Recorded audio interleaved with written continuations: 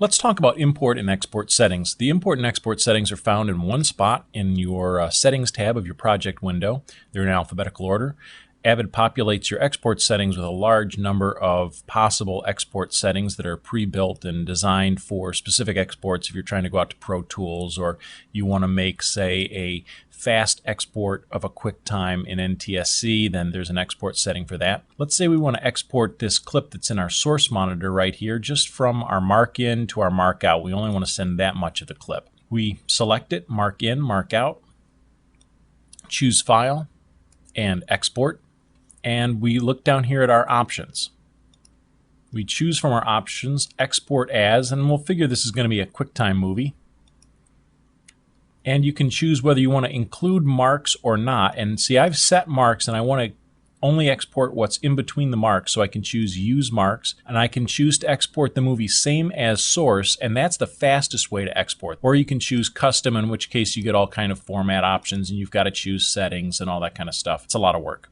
So same as source is one of the fastest ways. Custom you can certainly do. You can choose to export only video and audio, video only or audio only. You can export with this color levels being RGB or 601. RGB would be if you want to export for other than video. Otherwise, if it's going to be going out as video, maybe to After Effects and then coming back in, I would suggest staying in the same color space, which is 601, 709 color space.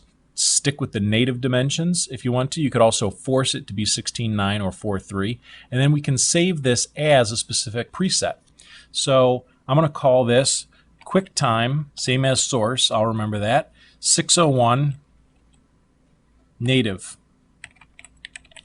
and just say OK. And when I save this, we can name the export as softball bat. And it's going to go into our media file, and it's going to use this QT same 601 native options and hit save. And it exports, and we're done. And if we look now in our settings, we'll see that we have an export setting of QT same 601 native. So that's how to kind of create your own. It's a great thing if you always work with the same graphics people, or you want to create a workflow that you know is going to work every time. These export settings are a great way to be able to do that. Import settings work the same way. Here are a bunch of import settings that actually I created. For example, here's one called Attenuate CD Import. And the benefit of Attenuate CD Import is I've gone over to my, this is the same setting that you would get if you chose File. You actually have to have a bin selected to be able to import anything. You choose File and then Import. There it is, the same settings come up. Choose Options, and here are the options. Click on the Audio tab. You can convert the sample rate to the project or not, convert the sample bit depth or not. And you can apply attenuation gain effect on import. And what this allows you to do is most CDs are at full 0 dB gain. I mean, they're as loud as they can possibly be. And when you import them, you have to bring that down. And it takes time. And the first time you play it back, you probably blow out your speakers. Well, the easiest thing to do is just simply type some number in here. Let's say -20 when I import that Williamson file.